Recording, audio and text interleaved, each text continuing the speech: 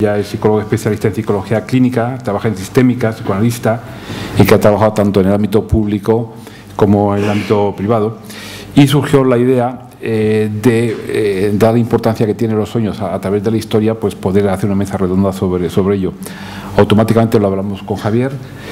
Javier Castillo es psicólogo especialista en psicología clínica, es analista junguiano, director del IAPA. Y es una persona que ha escrito diversos libros, entre ellos un libro sobre los sueños en concreto, que se brindó a participar en la mesa, así como Vicenta Esteve, que es especialista en psicología clínica y que trabaja tanto en el ámbito privado como en el ámbito público, en el Centro de Salud Mental en la parte de Castellón.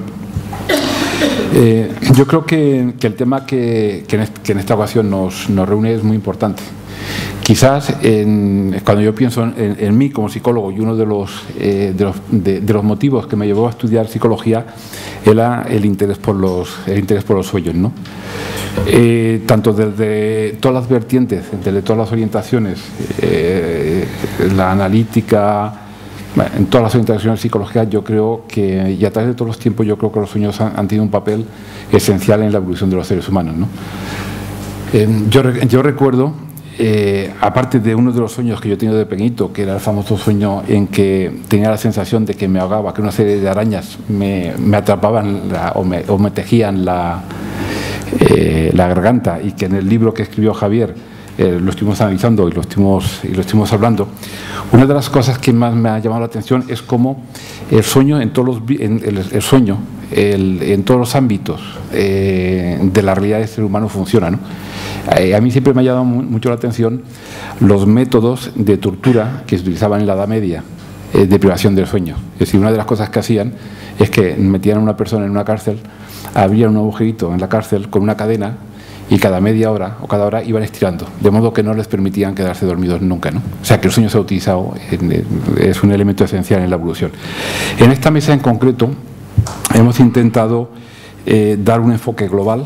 En primer lugar va a hablar Vicenta, ella va a hacer un enfoque más de lo que es la parte estructural en cuanto al contenido biológico, en cuanto a lo que es el sueño tal como se concibe, en todo caso patología, ciclos del sueño y la base biológica del mismo, ¿no? Y luego tanto Marian como Javier hablarán desde una vertiente, digamos, más psicológica, en el sentido más interpretativa de lo que es el sueño. De todas maneras, yo quisiera que en este caso, en la mesa redonda, creo que en esta mesa en concreto es tan importante los ponentes que la componen como las personas que estáis ahí. O sea que yo espero que cuando se acaben lo que son las exposiciones, las exposiciones que van a ser más o menos breves, que establezca realmente un diálogo entre el público y los miembros de la mesa. Entonces, bienvenidos. Y en primer lugar le voy a pasar la palabra a Vicenta Esteve, que va a hablar del sentido de los sueños, psicobiología del sueño. Gracias. Vicenta, cuando quieras. Buenas tardes a todos. Me alegra de ver que tenemos una sala tan concurrida. La verdad es que yo creo que hablar del sueño siempre nos deja como con un poquito de idea de a ver qué es lo que va a pasar, ¿no? Yo me voy a referir un poquito más a lo que es la parte fisiológica o lo que es la parte de la patología, y pues bueno, comentar que el sueño sirve pues para descansar física y mentalmente, que permite el desarrollo de los procesos metabólicos y que son fundamentales para garantizar la capacidad de concentración, la memoria y el autocontrol que todas las personas necesitamos a lo largo de todo el día. Por otra parte, comentar también que el sueño es un estado de suspensión de las actividades mentales, de la voluntad, la vida de relación, y que permite se hace habitualmente de forma periódica y que permite el reposo de los músculos y en parte del sistema nervioso. Teorías básicas desde el sueño, pues fijaros, desde el año 1929 empiezan las teorías básicas sobre el sueño. La primera es Berger, que hace el primer registro sobre la actividad eléctrica cortical humana.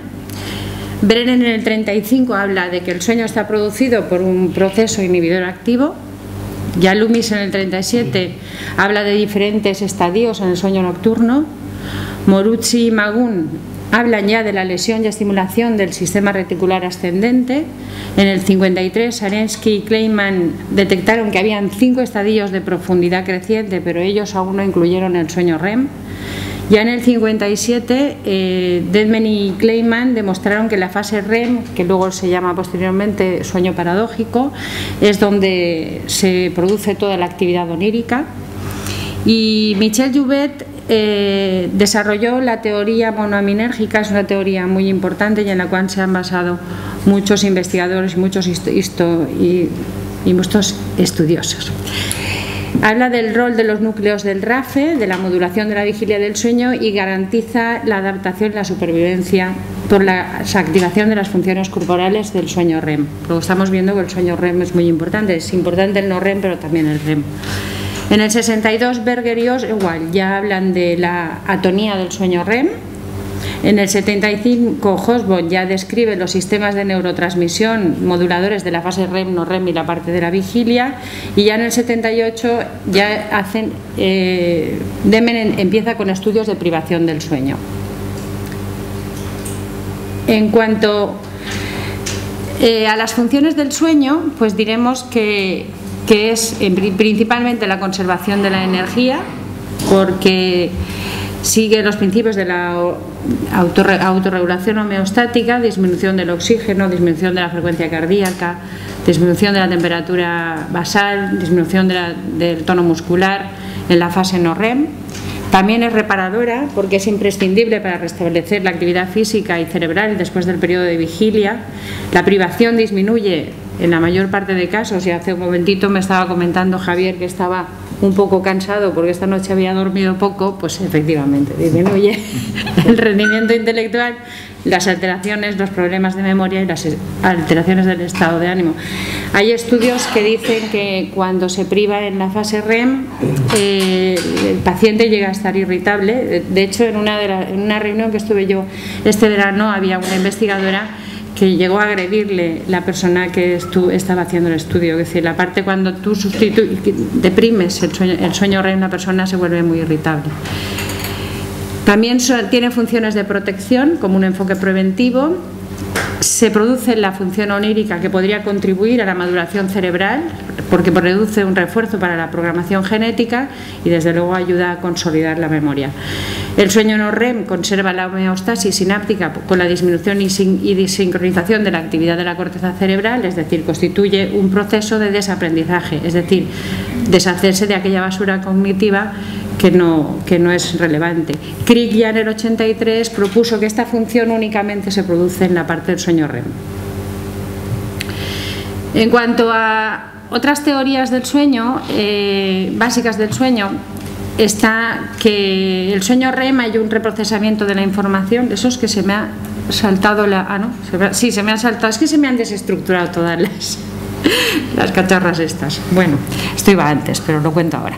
El sueño REM hay un reprocesamiento de la información adquirida en la vigilia. El patrón de actividad eléctrica de las células del hipocampo durante la vigilia es similar al patrón de la actividad que nosotros tenemos con el sueño REM. Eso lo dice Luis ya en el 2001. Y Alan Hobson habla también de la función onírica, que es la de activación-síntesis, argumentando que una de las funciones del cerebro consiste en dar un cierto sentido y una cierta coherencia a las señales de origen interno. Ese refuerzo de síntesis dota al sueño de un argumento con sentido aparente y la génesis de los sueños se concibe como una respuesta de cerebro-mente a las señales sensomotrices que surgen del interior de la persona cuando se rompe todo el lazo del mundo externo. En cuanto a las fases del sueño, diremos que el sueño tiene distintos grados de profundidad y se presentan, la polisomografía registra los 3 indicadores que miden los niveles en que nosotros estamos del sueño. Por una parte, el electroencefalograma, los movimientos musculares y el tono muscular. Estos permiten identificar en cuál de los 2 tipos de sueño estamos. Si estamos en el sueño lento o no REM, que se llamaría, o se podría llamar no MOR también, movimientos oculares rápidos, sería en español, REM es en inglés. Y después el sueño lento, que estaría la fase 1 y 2, y la fase del sueño delta, que agrupa la fase 3 y 4. Y después estaría el sueño REM. En cuanto a la fase 1, no dura más de 7 minutos, tiene una actividad de baja amplitud y frecuencias de banda teta, es fácilmente interrumpible y hace un papel de transición a lo largo de toda la noche. En un sueño, una persona que se despierta y se duerme muchas veces tiene muchas fases 1, siempre que va a cambiar tiene una fase 1. La fase 2 se produce inmediatamente de la fase 1, es de medio voltaje, produce la mitad del sueño del adulto, es de bajo voltaje y tiene unas frecuencias similares a la fase 1. Tiene ondas de Speedless y complejos K. Esta eleva el umbral para el despertar. Y posteriormente está la fase delta, que incluye las fases 3 y 4 del sueño, que contienen entre el 15 y el 25% del tiempo de sueño. Son ondas lentas de gran amplitud y sueño profundo tónicamente activo. En cuanto a la fase del sueño REM, ocupa el 20% del tiempo total del sueño. A partir de los 90 minutos empieza la fase del sueño REM. Los primeros episodios normalmente de sueños REM son estos que veis aquí en rojito, son muy pequeños y posteriormente van aumentando hasta un total de 30 minutos, que sería el último que tendremos. El sueño REM suele aparecer a última hora de la noche. Y en él suelen aparecer movimientos oculares rápidos, atonía muscular generalizada, aumento de la frecuencia cardíaca, aumento de la temperatura basal, hipopneas, apneas, tumescencia peniana. Cuando hay que comprobar en un paciente que si tiene un diagnóstico, hay que hacer un diagnóstico de disfunción eréctil, se utiliza este tipo de estudio para ver si realmente es psicogenado o sería de tipo orgánico. Hay suspensión del mecanismo de autorregulación y la actividad onírica es de un 80%. Cuando si despertamos a un individuo en la fase REM, pues recuerda perfectamente el sueño que ha vivido. En cuanto a la arquitectura del sueño, siempre comenzamos a través del sueño no REM, excepto en algunas patologías como la narcolepsia.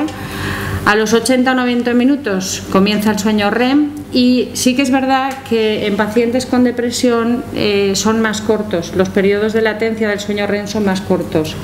Y lo mismo produce con algunos productos farmacológicos, algunos antidepresivos y algunos medicamentos. Eso lo tenemos que tener en cuenta cuando tengamos un paciente que nos dice que no duerme, tenemos que comprobar. Eso nos sirve para por lo menos conocer un poquito qué es lo que tenemos delante. La alternativa del sueño no REM y REM se produce a lo largo de toda la noche, produciéndose ciclos entre 90 y 110 minutos.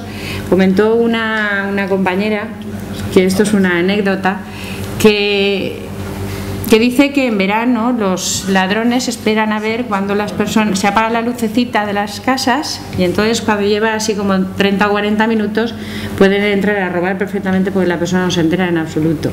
Estamos completamente dormidos, ¿eh? Antes, luego a los 90 minutos ya nos podemos despertar. El sueño no REM predomina la mitad de la noche y el sueño REM se hace más largo y intenso en la segunda mitad de la noche en el sueño. Normal pueden aparecer breves periodos de vigilia entre el sueño REM y el no REM. En cuanto a las diferencias del sueño, la arquitectura del sueño varía con la edad. Por ejemplo, un recién nacido que duerme unas 17 horas comienza con un 50% de sueño REM y tiene ausencia de señales delta. Comienza a tener ya el sueño delta el niño, que recordáis que es la fase 3 y 4 que he estado comentando anteriormente, se instaura al año completo y reduciéndose ya entonces al 25 el sueño REM. Ya en la vejez va cambiando y entonces aparece el sueño delta y el sueño no REM empieza a cambiar también y se va constituyendo, en vez de llegar a las fases 3 y 4, se queda en la fase 2 y en un sueño transicional.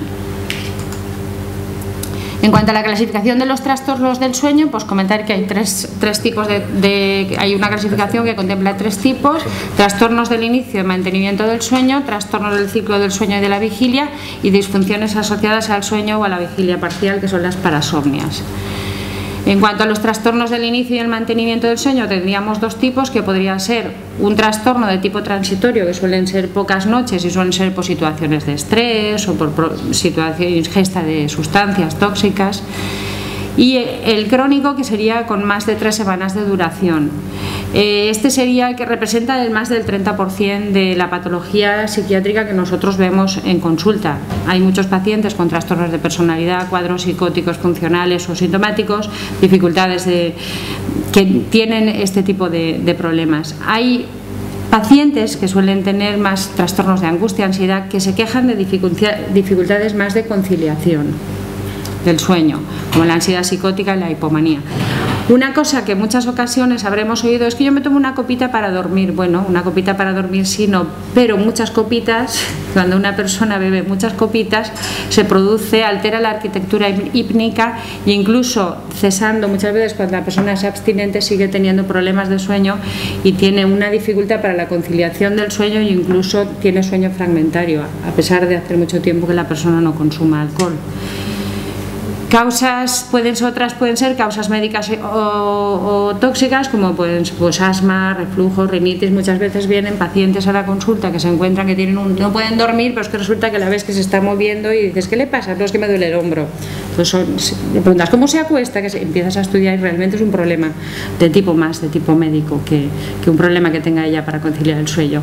Luego hay otro tipo que es el mioclono nocturno, piernas inquietas, que son contracciones breves estereotipadas, bilaterales o unilaterales con intervalos de contracciones de 20 a 40 segundos y que se van repitiendo por la noche. Esto es muy incómodo. La verdad, yo he tenido un paciente con el síndrome de piernas inquietas y es angustiante para el señor.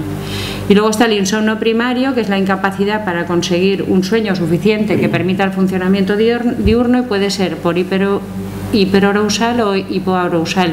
El tratamiento sería para hiperarousal sería con tratamiento de relajación y con el hipoarousal con excitación, que referiría a lo contrario. En cuanto al tratamiento, utilizaríamos técnicas de relajación, medidas higieno-dietéticas, terapia psicológica y el tratamiento farmacológico. Pues bueno, un hipnótico ideal sería el que indujera la conciliación rápida, no modificara el patrón normal de sueño, mantuviera eficacia terapéutica, cubriera el tiempo normal de sueño, no presente efectos residuales y no produjera habituación ni tolerancia y no fuera letal en caso de autolisis. Pues eso no existe, es imposible, eso no existe. Entonces, algo que se aproxime un poco más podrían ser las benzodiazepinas de vida media corta, pero siempre nosotros debemos de trabajar con lo que es si puede ser la psicoterapia y el trabajo psicológico. En cuanto a los trastornos de somnolencia excesiva, tenemos la narcolepsia o síndrome de Guillain-Barré, que podría ser monosintemático o polisintemático. Son alteraciones de las patologías de REM, como he comentado anteriormente. El paciente comienza a soñar en fase REM y tiene, claro, somnolencia diurna y cataplegia. Eso a veces es polisintomático porque aparte tiene hipersomnia crónica, que son episodios de sueño incoercible y de breve duración, cataplegia, subida pérdida del tono muscular, aparecen estímulos emocionales en una situación emocional como por ejemplo un ataque de risa, pues se pueden caer al suelo, les dura muy pocos segundos, pues se vuelven a levantar rápidamente. Y luego parálisis del sueño, que es parecido a la cataplegia pero sin desencadenante emocional. Luego están las hipersomnia sintomática, que es un proceso que suelen ser por procesos patológicos, como pueden ser enfermedades como un cáncer o cualquier otra patología. Hipersomnias idiopáticas con somnolencia diurna no imperativa y hipersomnia debido a trastornos psiquiátricos, depresiones atípicas, distimias reactivas, etc. Y luego hay un síndrome que se da casi siempre se suele dar en hombres, se llama de Kleine-Levin, que es hipersomnia intermitente de incidencia masculina y suelen dormir durante unas 18 horas. A veces está ligado también ahora, algunas mujeres, en periodos de menstruación también se está asociando este síndrome a mujeres. En cuanto a los trastornos de vigilia y del sueño, pues hay un desajuste o desorganización del ritmo circadiano que regula ciclo sueño-vigilia.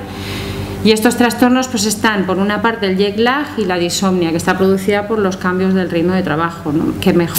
Dicen que mejoran son los cambios de trabajo de una vez al mes. Yo ayer tuve una paciente que trabajaba en un hospital, y la verdad es que venía por un problema de sueño, y dices que me han puesto el turro antiestrés, pero el turro antiestrés yo creo que estresa más, porque son 2 días de mañana, 2 días de tarde, 1 día por la noche, vuelve a venir, con lo cual esta señora no sabe nunca dónde está.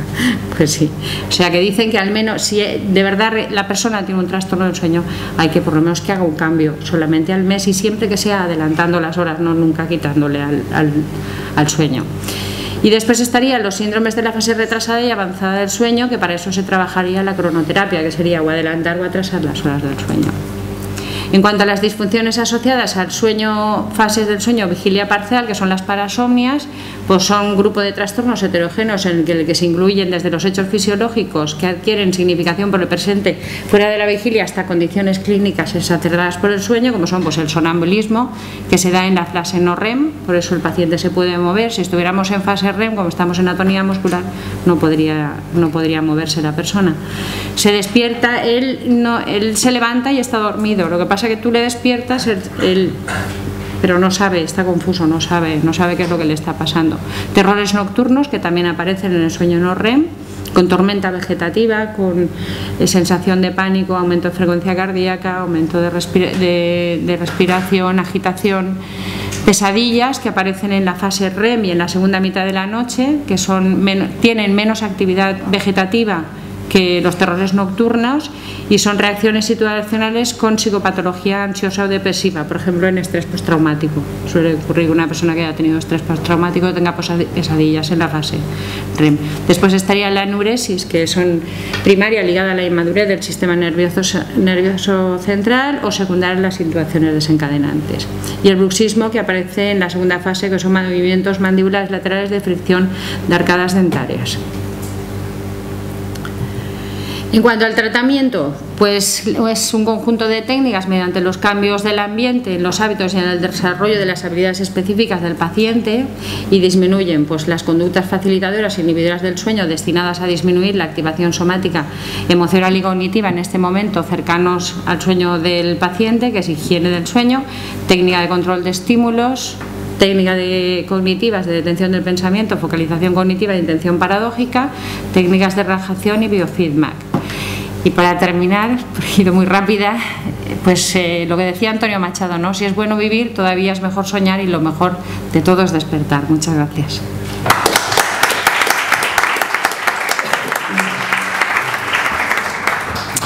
Bueno, desde luego Vicenta ha dado una visión amplia, compleja obviamente, de la importancia del fenómeno del sueño en todo el ámbito bioquímico y de restitución de alguna manera de lo que es la vida orgánica, ¿no? del ser humano, de los factores somáticos.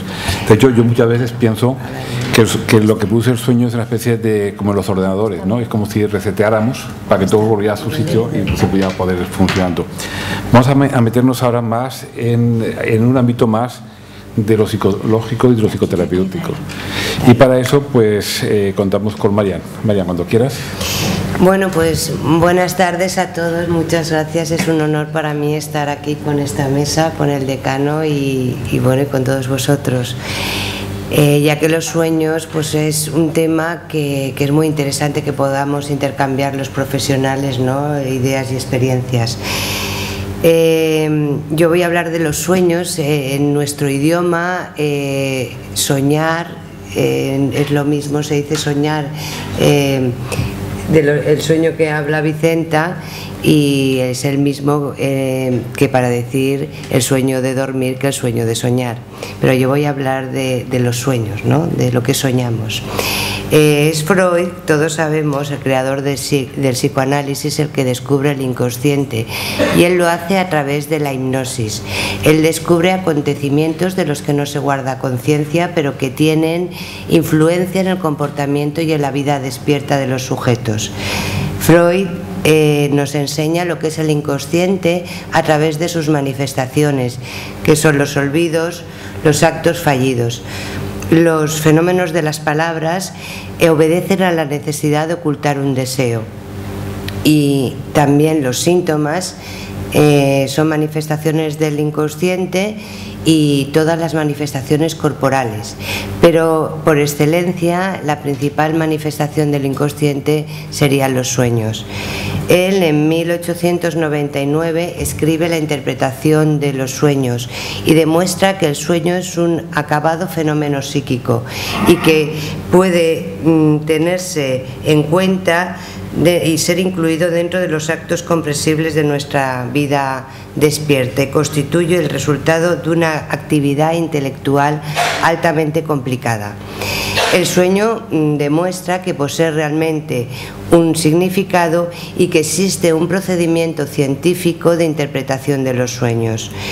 Él hace toda una revisión de todos los textos que hay hasta el momento de los sueños y se da cuenta que se interesa por la parte somática las teorías científicas y que las corrientes filosóficas y profanas son las que se interesan por la interpretación de los sueños. En 1920, Carl Jung, que yo creo que Javier Castillo nos va a poder hablar muchísimo mejor de él, pero a mí lo que me interesa mucho es la idea que introduce Jung diferente a Freud, ¿no? De que hay imágenes de los sueños, arquetipos que son universales, que no se pueden explicar por la experiencia individual del soñante, que hay niños que tienen sueños de ciertos acontecimientos o ciertas ideas que es imposible que hayan vivido. Dice que los sueños presentan imágenes y análogas, estos arquetipos, a las ideas y a los ritos primitivos. Es decir, como digo, que además de los símbolos individuales existen símbolos colectivos. El inconsciente, por lo tanto, estaría compuesto por nuestra experiencia individual, por recuerdos de lo vivido personalmente, también por experiencias colectivas, como heredadas, como transmitidas, y también quisiera señalar que a través de los psicogenealogistas, que es una corriente que aparece muy nueva y que aparece 100 años después del descubrimiento de Freud, parece que existe un inconsciente familiar. Los psicogenealogistas nos hablan de los lazos contextuales y transgeneracionales del individuo sin descartar la singularidad también de él. Tienen en cuenta lo general, pero también lo individual. Hablan de que realmente en los sueños hay imágenes no vividas. Y igual que heredamos un aspecto físico, podemos heredar emociones y comportamientos. De alguna forma repetimos el destino de nuestros antepasados. ¿Qué quiere decir eso? Pues hay muchos autores, entre ellos, por ejemplo, Annette Ancelin, que es discípula de Jacques Lacan y de Margaret Mead, que en sus estudios con enfermos de cáncer descubrió lo que se llamó el síndrome del aniversario. Ella se dio cuenta de que había interesantes fenómenos de repetición e introdujo en su trabajo con los pacientes el árbol genealógico, lo que nosotros en sistémica llamamos el genograma. Ella introduce y recoge datos de acontecimientos importantes como pues los ingresos en cárceles, pues el sufrir las guerras, las adopciones, enfermedades, y los incluye además de las muertes y de las fechas de nacimiento. Entonces se da cuenta de que hay repeticiones asombrosas en estos árboles genealógicos, que de cierta forma, y yo en todos los años que llevo también en la clínica que hago el genograma, es impresionante como en algunas familias se repiten unos acontecimientos y no otros, y siempre en las mismas fechas, ¿no? o a los mismos años. Sverhellinger, que no sé si lo conocéis, pero me parece muy interesante su teoría sobre las constelaciones familiares, y no me voy a extender mucho, el que se da cuenta también de que hay emociones, por ejemplo, que no tienen explicación de lo que ocurre a nuestro alrededor. Hay personas que viven un sentimiento de vergüenza excesivo o un sentimiento de culpa o una tristeza tremenda sin que no justifique su vida o sus acontecimientos vitales esta tristeza. Si a mí se me muere una persona allegada y querida, es normal que esté triste, pero ese sentimiento, ya digo, de vergüenza o culpa que invade a veces la vida sin que ocurra algún acontecimiento, llama la atención a esta corriente, ¿no? A los psicogenealogistas. Entonces, Bert Hellinger es, digamos, el máximo exponente de esta teoría y habla del sistema familiar o cualquier sistema humano, no solamente el familiar, como un todo. O sea, nos influye, igual que mi cuerpo no se puede segmentar y una parte de mi cuerpo, si está dañada, va a afectar al resto, nos influye varias generaciones. Los miembros de la familia están vinculados de alguna forma y hay una serie de leyes por las que se rige este sistema. Si queréis luego las comentamos, las voy a decir por encima. Son leyes de mucho sentido común, pero que en las mejores familias en todas las transgredimos, ¿no? Sería la ley de pertenencia: todo miembro del sistema tiene derecho a pertenecer, el orden y la jerarquía, que quien viene primero está primero y quien viene después va después, y la del equilibrio entre el dar y el tomar, entre iguales. Pero por ejemplo, entre padres y hijos, los padres dan, los hijos toman. Entonces, cualquier transgresión de alguna de estas leyes crea síntomas en algún miembro de la familia y sobre todo en descendientes más pequeños. Yo, basándome en esta idea de que aparte de un inconsciente individual hay uno colectivo y familiar, pues bueno, realicé con un equipo de compañeras un estudio que además presentamos aquí al Colegio de Psicólogos y que bueno, nos lo premiaron, y yo creo que es una buena ocasión para comentarlo. Lo hicimos en el 2010 y luego he tenido la oportunidad en la clínica de contrastar un poco los resultados, que fueron muy interesantes. Pues miramos casi 1000 sueños de casi 100 pacientes que luego, bueno, por los criterios de inclusión y de exclusión se redujeron un poco. Los pacientes fueron los que estuvieron durante 5 años asistiendo a consulta privada, con lo cual, bueno, son pacientes en cierta forma sesgados, ¿no? Es quien se puede permitir ir a una consulta privada. Y en su mayoría, por ejemplo, son mujeres, pero son interesantes los resultados que se han dado.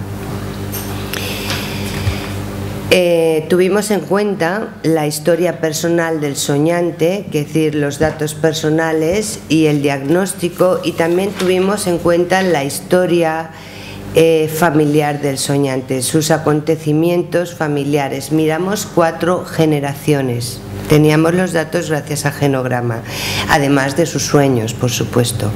Para esto creamos 3 hojas de registro. Voy a buscar por dónde voy, porque si no, nos podré leer algún sueño. Las hojas pues fueron una con las características del sueño, otras con los datos del paciente, como he dicho, y otras con las características del sistema familiar. Entonces, con respecto a los sueños, es posible medir los sueños, aunque es algo muy subjetivo. Lo que medíamos es lo que Freud llamaba el contenido manifiesto. Dice que hay un contenido manifiesto, que es el que se recuerda, y un contenido latente, que es el contenido inconsciente. El contenido inconsciente, en su técnica, lo que hace es, a través de la asociación libre, pues bueno, captarlo. Nosotros lo que vamos a medir es lo que se recuerda exclusivamente, y no solamente lo que se recuerda. Bueno, para eso pues creamos ciertos temas, ciertos elementos, siempre nos dejamos algunos. Nos tocó revisar bastantes veces este cuestionario conforme analizábamos sueños, y las emociones, que me parece que las emociones son fundamentales. Hay veces que lo vivido en el sueño es emocionalmente, el contenido es lo de menos, es algo similar emocionalmente a otra cosa, ¿no? Entonces, Lo primero que registrábamos aquí, por ejemplo, es el sueño, la frecuencia del sueño. ¿Qué quiere decir? Es muy curioso que hayan sueños que se repitan constantemente, que machaquen, que se tengan que hacer saber, ¿no? Hay sueños que la esencia es similar, aunque vayan cambiando los personajes o aunque cambie algún detalle.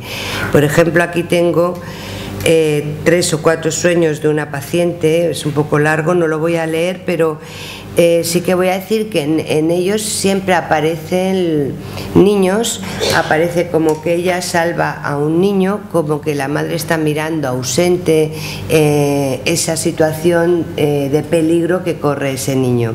Luego hay sueños, por ejemplo, que también me resultaron muy curiosos y que estuvimos mirando en el grupo de formación que yo tengo de clínica, ¿no? Que repites que tienes que hacer de nuevo la carrera, que vas a trabajar pero que te dicen que no puedes trabajar porque tienes que empezar de nuevo y que no has aprobado las asignaturas.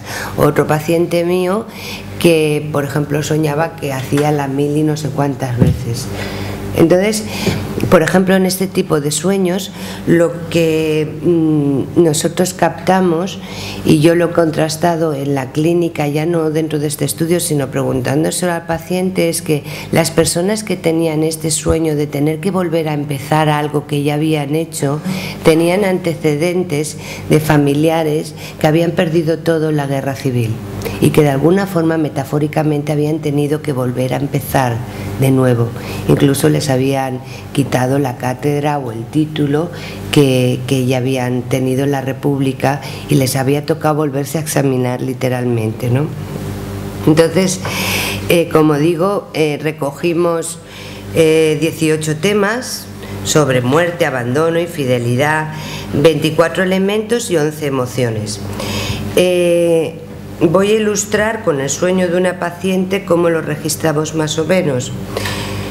La paciente número 11 tuvo este sueño.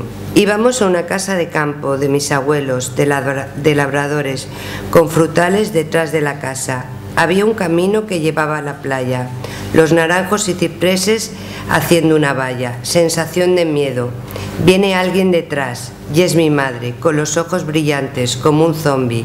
Ella anda y yo corro. Tengo la sensación de que me persigue. Por ejemplo, aquí el tema sería, el tema solo se señala lo que procede es persecución. Los elementos tendríamos madre, subrayaríamos madre, luego muertos, naturaleza, montaña, playa, casas, y la emoción sería ansiedad, nervios, angustia, miedo, susto, peligro. Es algo muy sencillo, pero captaba la esencia del sueño. Los datos del paciente, de esta misma paciente, los sacamos del DSM-4, del Manual de Trastornos Mentales. Lo que hicimos fue, pues bueno, desde luego reducir a los que eran estadísticamente significativos. Ya ha dicho pues que eran los pacientes que venían a consulta privada, no es lo mismo que trabajar con otros colectivos, donde a lo mejor pues tienes pues con toxicómanos o con mujeres maltratadas, tienes otro tipo de diagnósticos, ¿no? Entonces, el motivo de la consulta de esta paciente es el pánico y angustia que sufre ante una agresión. Sabéis que cuando hay una agresión, el diagnóstico que usamos es el trastorno de estrés postraumático, ¿no? Entonces aquí señalamos lo que procede. También tenía ansiedad, a raíz tenía problemas de sueño, también por lo que tuvo que tomar tratamiento psiquiátrico, que lo registrábamos también, y molestias. No tenía ninguna enfermedad, pero los dolores a raíz de la agresión se le cronificaban sin forma, vamos, coherente. Entonces, bueno, tenía molestias y dolores musculares. Y también señalábamos lo que procede. Luego, con respecto al sistema familiar, utilizamos el genograma. Este es el genograma también de la paciente número 11. No he puesto los nombres pues por respetar, claro, el secreto profesional, pero es muy interesante ver cómo también se repiten los nombres en las familias muchas veces, ¿no?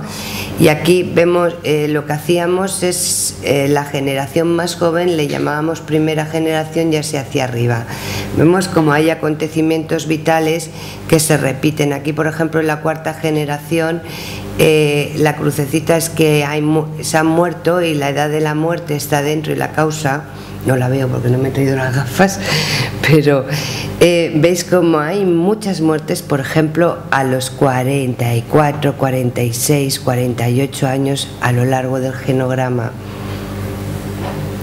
por ejemplo, ¿no? Entonces, este es el registro de los acontecimientos vitales que pusimos. 35 acontecimientos vitales, como he dicho, pues muertes prematuras, abortos, adopciones, adicciones, experiencias bélicas, divorcios, bueno, pues acontecimientos que suelen ser traumáticos. Entonces, lo mismo, registramos si estaba presente o ausente. Los resultados de esta investigación, la verdad es que han sido sorprendentes y yo creo que muy interesantes para la práctica clínica. Yo agradezco, ¿no?, la oportunidad que tuvimos a través del colegio, pues de esforzarnos, ¿no?, y de sentarnos a repasar el material que muchas veces vas acumulando en la clínica. Entonces, bueno, como en la descripción ya digo que principalmente eran mujeres. Y por ejemplo, pues sí, el número de sesiones variaba muchísimo entre unos y otros.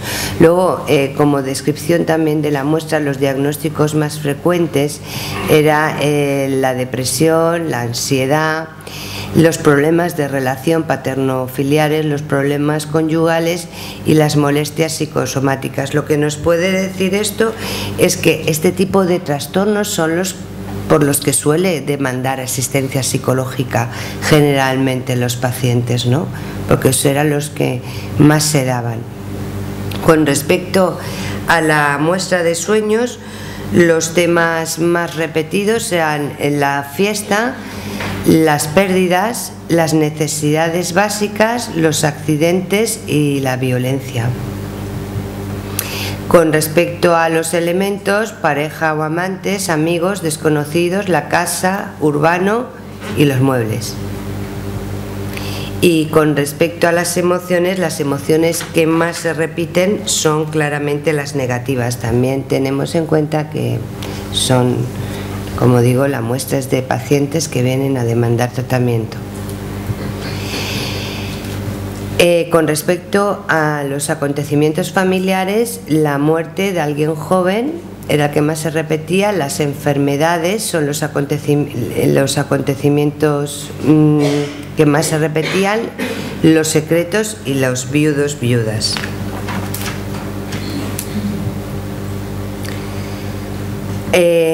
Es interesante ver ahora los análisis que relacionan los contenidos del sueño y el diagnóstico, ¿no? Por ejemplo, la relación entre el trastorno depresivo y el tema fiestas y reuniones. Bueno, contrasta cuando alguien tiene una depresión, precisamente lo que hace es recluirse, lo que hace es tener muy poca relación social, ¿no? Pues he trabajado a veces con enfermos o enfermos de cáncer que no se han podido mover y sueñan precisamente con lo contrario, con que pueden andar o se bañan en la playa, ¿no? Yo creo que aquí, como decía Jung, ¿no?, el inconsciente viene a compensar el consciente, viene a buscar nuestro equilibrio psíquico, a compensar lo que el paciente no puede hacer. La relación de problemas conyugales con el tema de los sueños pérdida también es interesante, ¿no? Parece la profecía autocumplida muchas veces. ¿no? La angustia de tener ese sentimiento de pérdida en los sueños o en el inconsciente hace que muchas veces hayan problemas conyugales ya, antes de que en realidad haya ningún conflicto.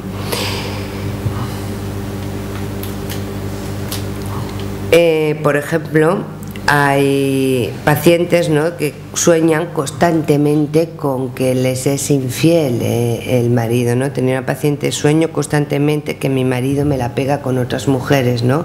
Esta sensación ya crea el malestar en la pareja antes de que realmente a lo mejor exista una infidelidad. La teoría que nosotros contrastamos es que si esta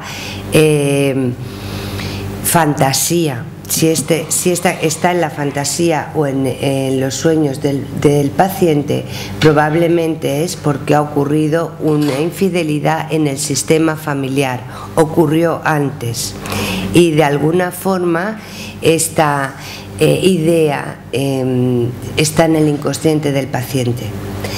Lo que pasa es que se suele proyectar hacia el futuro. Cuando uno sueña algo se cree que va a ocurrir, y lo que ocurre es que cuando soñamos, lo que dicen muchos autores es que lo que soñamos son recuerdos, es que ocurrió en el pasado, no tiene por qué ocurrir en el futuro.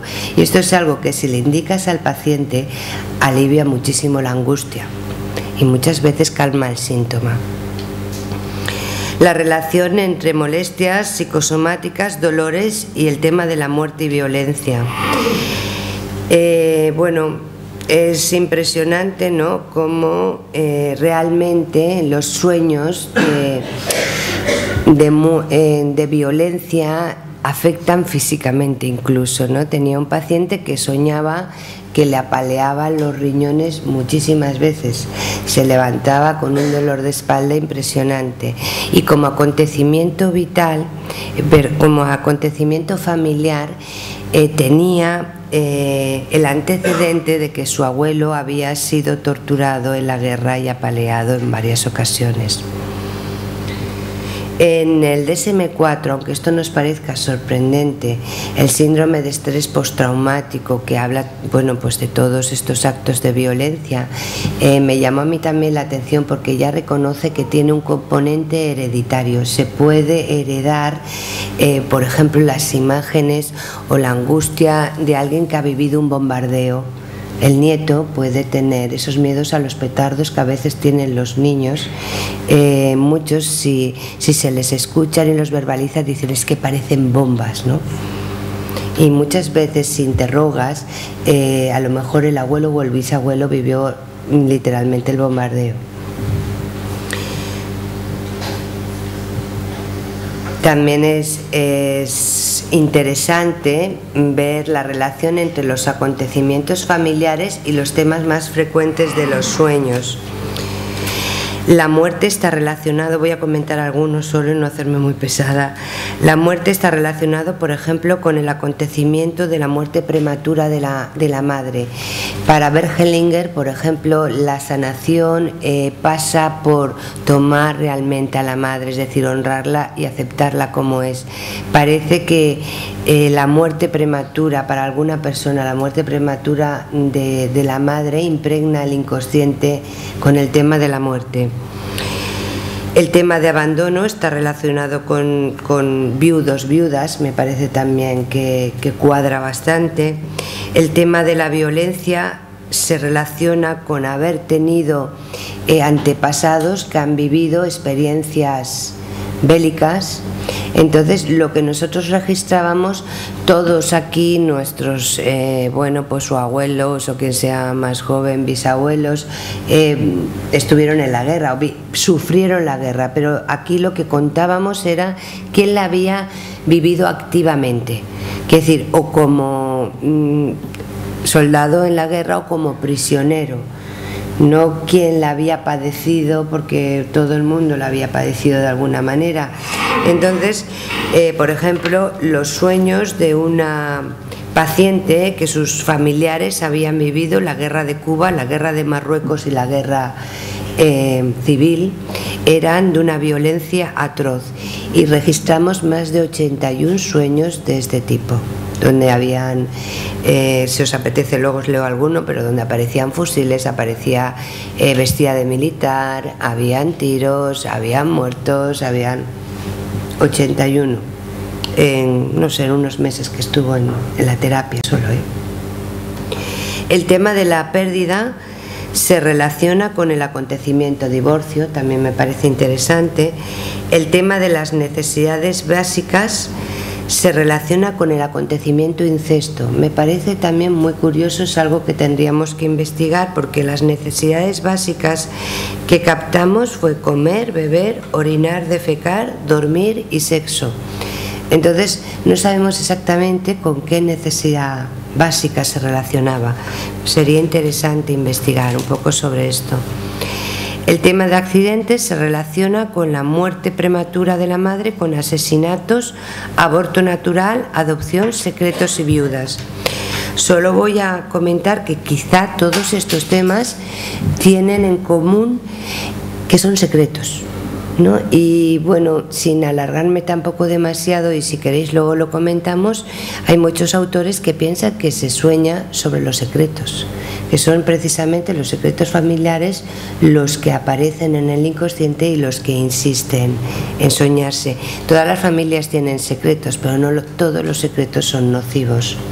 Parece que estos secretos tóxicos son los que insisten en aparecer en los sueños. Luego el tema conflictos se relaciona con la muerte prematura del abuelo paterno. Esto es muy curioso.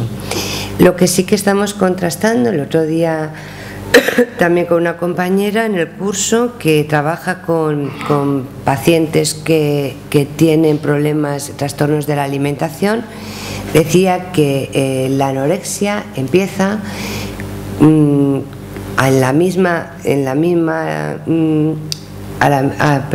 vez que la muerte de alguno de los abuelos.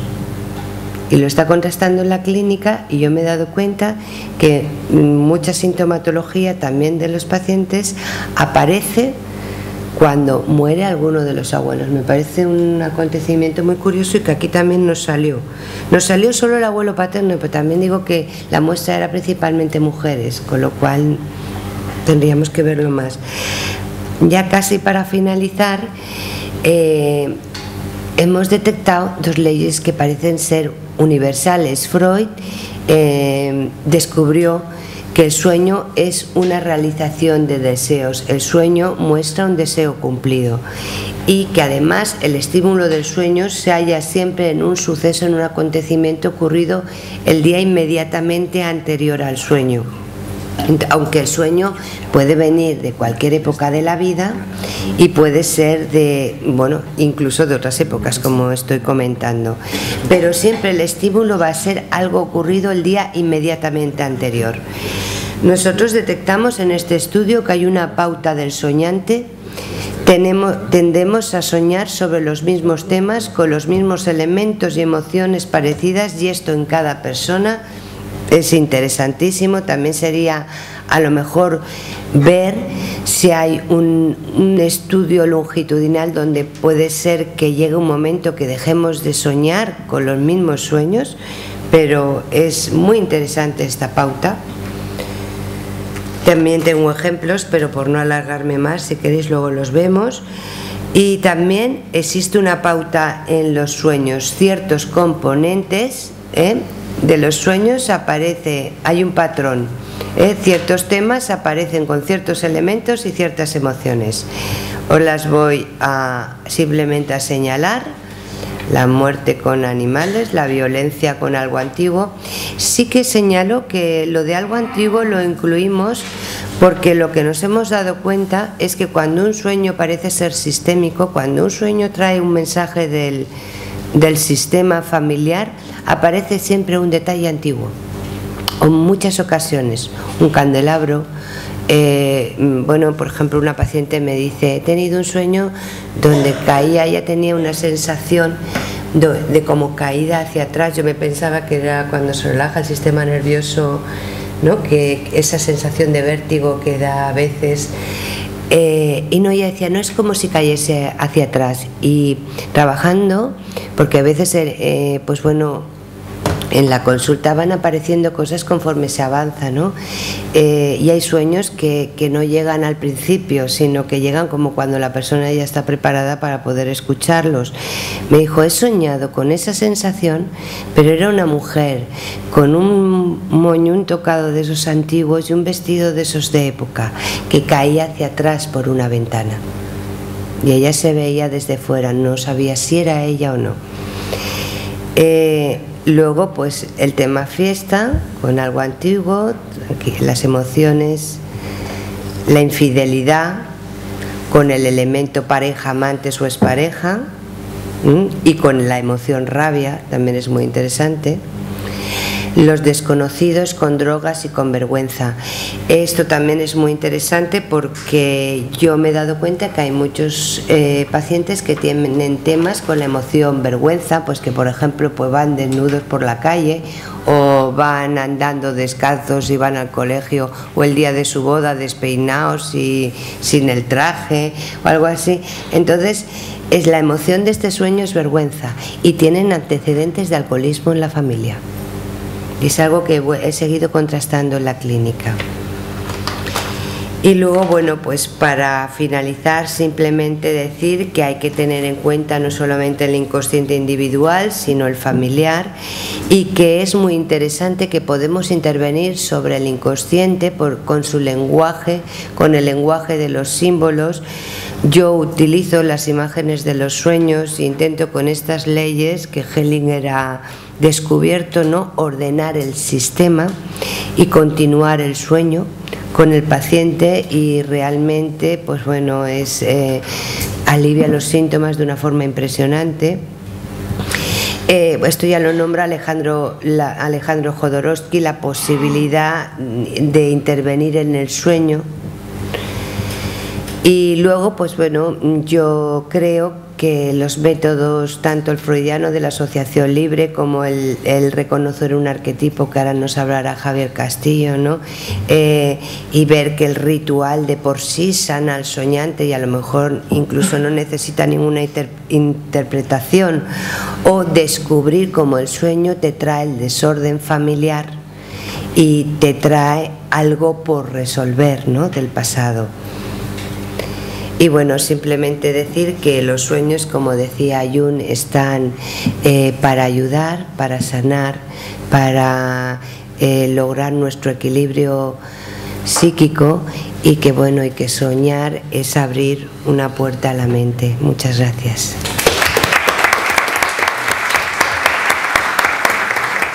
Muchas gracias, Marian. La verdad es que es un estudio muy interesante, ¿no?, que en su momento ya el colegio pues intentó potenciar. Bueno, va a tomar ahora la palabra Javier. Javier Castillo, yo creo que es conocido de todos, y antes me refería en concreto a uno de los libros. Es autor de diversos libros, pero quizás en este caso uno de los libros que viene a colofón de lo que es la charla es los sueños en la vida, en la enfermedad y en la muerte, ¿no?, que creo que es uno de los libros que escribiste. Pues cuando quieras. Bueno, buenas tardes a todos, gracias por haber venido. Quiero agradecer además a Marian que me haya favorecido, haya facilitado que esté en esta mesa, y por supuesto al Colegio Oficial de Psicólogos que organice este tipo de actividades. Si me van a permitir, yo voy a bajar bajo, porque me siento más cómodo pudiendo estar y teniendo una amplia... Espero aclararme con poco, y además creo que se me va a oír. Bien, bien. A ver si me coloco en esta. Bueno, yo voy a intentar un poco complementar lo que han hecho mis compañeros. En este caso ha habido dos exposiciones teóricas. Yo voy a intentar hablarles más concretamente de ciertos supuestos. Mi intento va a ser un poco arriesgado, por no decir osado, porque voy a intentar hablar de ciertos sueños que analicé bastante. Yo creo que una tentación muy importante cuando damos una charla de estas características, además ante un público, es elegir sueños. Y es bastante habitual, y eso sí es habitual en mi caso, que repitarlos. Tenemos ciertos sueños que encajan con nuestras teorías de forma estupenda, y entonces como encaja con nuestras teorías, continuamente lo contamos. Yo quiero darles un ejemplo distinto de hacer sueños, salvo un sueño y otro que se repite de forma bastante habitual. Voy a hablarles de sueños que analicé con pacientes míos la semana pasada. Con lo cual, creo que ustedes se pueden hacer una idea muy clara de cómo, desde la perspectiva de un analista junguiano, que trabaja desde una perspectiva muy interactiva, decirles que trabajo con la interpretación de los sueños con muchos de mis pacientes, pero hay otros pacientes con los cuales trabajo con otras herramientas. Por ejemplo, el psicoanálisis profesional, estoy trabajando con estructuras más modernas, psicóticas. Pero trabajo, es verdad que una línea frontal de mi trabajo, mi formación fundamental ha sido en Zurich, que es la escuela clásica junguiana, los discípulos directos de Jung, Luis Monfort, Hanna. Mis dos analistas junguianos, los dos han sido analistas junguianos clásicos, han sido José Zavala, psiquiatra, y Teodora, que en este momento es uno de los dirigentes del Instituto de Psicología Profunda de Zurich. Entonces, mi trabajo con los sueños sigue una perspectiva junguiana bastante clásica. Pero ustedes van a ver cómo, de alguna manera, no es algo teórico, genérico, abstracto, sino que tiene una plasmación concreta. Yo puedo decirles que vengo a analizar al año unos 700. 700 minutos. María Luis Bonfranz analizó aproximadamente a lo largo de su vida 65. Igual hay un background de una científica. Como les decía, existe un riesgo, y es que a ustedes les parezca muy banal lo que voy a decir, o muy complejo, o muy arriesgado. Es verdad que cuando se describe un caso clínico, que es concretamente un sueño, se aísla una experiencia que se está viviendo en un contexto determinado, en una relación terapéutica, se aísla, se saca y puede simplificarse la experiencia. Eso es un riesgo evidente, claro. Pero yo creo que es muy importante que muchos de ustedes, me imagino que se dedicarán a la clínica, o querrán dedicarse a la clínica, que vean cómo se puede tratar. Yo voy a dar las mínimas nociones teóricas necesarias en un principio, sin entrar a profundizar en ella, y vamos a pasar directamente a varios ejemplos, como digo, fueron analizados la semana pasada, a excepción de un sueño que es muy habitual y no solamente se puede decir que sea de las imágenes. Voy a ver si me aclaro con esto. Era este me ha dicho, para las imágenes. ¿Y no te ayudo yo desde aquí? ¿Cómo? Que no te ayudo yo, si no funciona. No funciona. Tienes que... No funciona. No, pues... Ya. Bueno, en un principio, para entender lo que podría ser la interpretación de los sueños, tenemos que retomar un concepto, es decir, de psique objetiva. El inconsciente como un otro. Quiero decir, eso es muy importante dentro de lo que sería la visión junguiana. Lo mismo que hay un instinto, que si tenemos hambre nos produce cierta reacción. La psique produciría ciertas imágenes porque las sacamos buscando con un objetivo, y es encontrar un cierto equilibrio. Con lo cual, estamos hablando de la capacidad creativa del inconsciente, que sería el elemento crucial que diferencia a Jung de Freud. La capacidad del inconsciente hasta de dar soluciones, de guiar y, por supuesto, en mi caso, proponer temas. El inconsciente me propone los temas que voy a trabajar con los pacientes. Pueden venir con un problema depresivo, ansioso, por un divorcio, pero cuando yo empiezo a trabajar, si esa persona tiene una mínima consistencia estructural, digo, si por casi no tengo una estructura muy borderline, pues voy a trabajar con sueños mucho más relativamente. Pero a la medida que yo veo que la persona puede integrar ciertos contenidos, el sueño es quien me propone.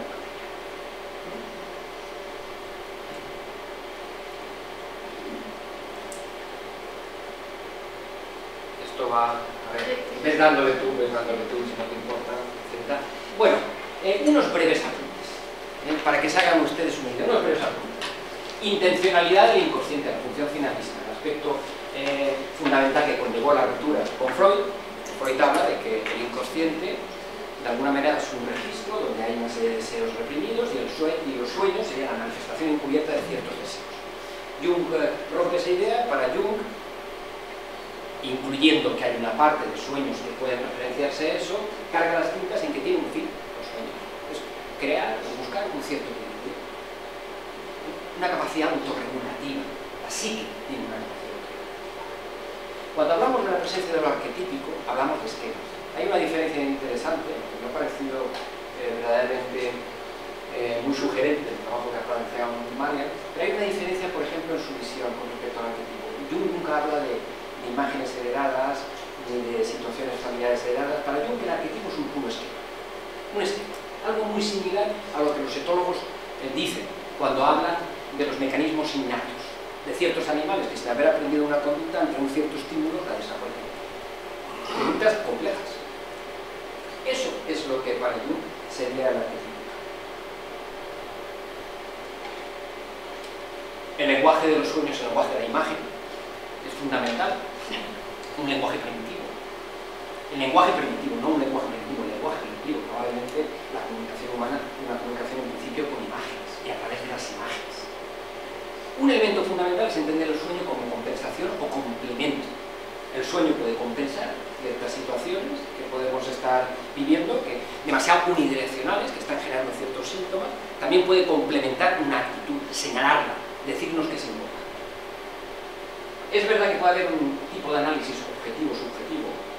En este sentido, desde un punto de vista junguiano se prima el análisis subjetivo, también kleiniano. Mi primera experiencia trabajando como paciente con los sueños fue con un analista que los trabajaba como kleiniana. Entonces tuve la posibilidad luego de ver los dos tipos de interpretación, pero tenía una cosa común, que para el análisis junguiano la plasmación del sueño tiene que ver todo con la realidad psíquica del sueño. Yo sueño con fulanito y menganito, pero estoy soñando con partes mías, con aspectos de mi realidad psíquica,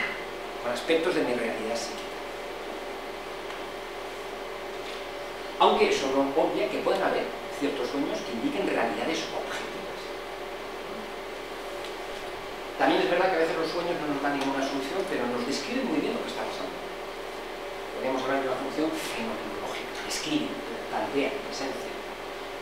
Esto no obvia que no haya también sueños que tengan un significado puramente reductivo. La persona que está haciendo un régimen y que se acuesta y que sueña una cosa, es real, o los niños que se orinan encima y sueñan que van al baño para no escaparse. Es una realidad. Pero yo creo que algo muy importante con respecto a los sueños es que la interpretación siempre tiene que ser abierta. Siempre. En el mundo de los sueños no podemos utilizar la lógica de esto es lo verdadero y lo otro no es. Y para mí es muy importante, trabajando con mis pacientes, el clic que denominamos. Analizamos un sueño, pero sería terriblemente negativo para el paciente que se lo tuviera que creer. Para mí sirve la interpretación de ese sueño si estimula. Si estimula el material, si hace ciertos clics, si sugiere asociaciones, no en el sentido de que eso es una verdad, conectes con ella o no conectes. Por lo cual, ese es un elemento fundamental. Hay veces que un sueño se puede interpretar de más de una vez, dejarlo abierto, que el sujeto lo procese. Si en ese momento no surge nada, quizá en su casa, ¿no? en otro lugar. Eso yo creo que es un concepto muy importante. María-Louise Bonfrant, como digo, analizó aproximadamente 65.000 sueños. Hace una descripción bastante pedagógica, un libro recién escrito sobre los sueños, habla de 4 referentes con respecto a la función onírica. Describe una reacción de lo inconsciente a una situación consciente, describe un conflicto entre lo consciente y lo inconsciente, es una propuesta de lo inconsciente para cambiar una actitud consciente y expresa un contenido inconsciente en relación con lo consciente. Es un sueño colectivo, algo que está en el ambiente, que emerge y que es. Pero bien, yo quiero pasar directamente a hablarles de ciertos sueños. Va a ser una exposición muy rápida, creo que es una hora ya un poco tardía, estamos todos creo que un poco cansados a estas horas, y yo particularmente cansado, he dormido poco, pero creo que es interesante, aunque yo vaya un poco acelerado, que luego tengamos tiempo un poco para hablar y para debatir. Les voy a contar, por ejemplo, un típico sueño complementario. Este sueño me lo contaron la semana pasada. Una paciente. Retomado los estudios universitarios. Me veo en una aula realizando tareas. La universidad es un sitio un tanto especial, con sus entradas a través de una puerta. Me encuentro allí a un antiguo compañero del colegio, Gonzalo. Estoy centrada en cómo organizarme el trabajo. Pienso en quedarme toda la tarde. uno podría tener la tentación, por lo que se encaja en teorías, la cueva, los genitales femeninos, si todo es deseo, tal, pues encaja directamente. A mí me parece muy importante, de alguna manera, sin embargo, pensar qué estaba complementando o qué estaba indicándonos, como hacemos desde un punto de vista junguiano. Una mujer que tuvo una adicción muy importante. Quiero decirles entre paréntesis, yo he pedido permiso, los sueños son un poco extraños, yo hasta para contar los sueños de mis pacientes les pido permiso. Previamente. Los datos que doy lógicamente están distorsionados, pero los sueños, aunque sea imposible que ustedes a través de un sueño reconozcan a alguien, salvo que lo cuente, yo pido permiso para contar sueños, algo tan íntimo que creo que hay que hacer eso. Una paciente que tuvo una adicción muy importante. Empezamos el trabajo analítico hace un año y 3 o 4 meses. La verdad es que la adicción prácticamente está controlada, no ha sido desaparecida, pero ha tenido muchos problemas para organizar su vida. Muchos problemas. Además, tuvo ciertos sueños que desaconsejaban en su momento que ella misma se presionara para... Es una persona que tiene una titulación universitaria, que está en estos momentos en paro, pero ha estado mucho tiempo en el mundo. Además, tuvo una enfermedad física también muy importante. En estos momentos, sin embargo, su actitud es distinta. La adicción está parada, está en un momento crucial para organizar su vida. Para poder incluso tener un ritmo, de levantarse a una cierta hora, organizarse, buscar trabajo, estudiar ciertos aspectos. Probablemente lo inconsciente le devuelve a la universidad porque hay algo que tiene que aprender, hay algo que tiene que desarrollar. En estos momentos es fundamental. Pero hay un aspecto muy interesante que en los sueños no aparecía. En estos momentos ella decide quedarse en la universidad. Decide estar ahí y puede.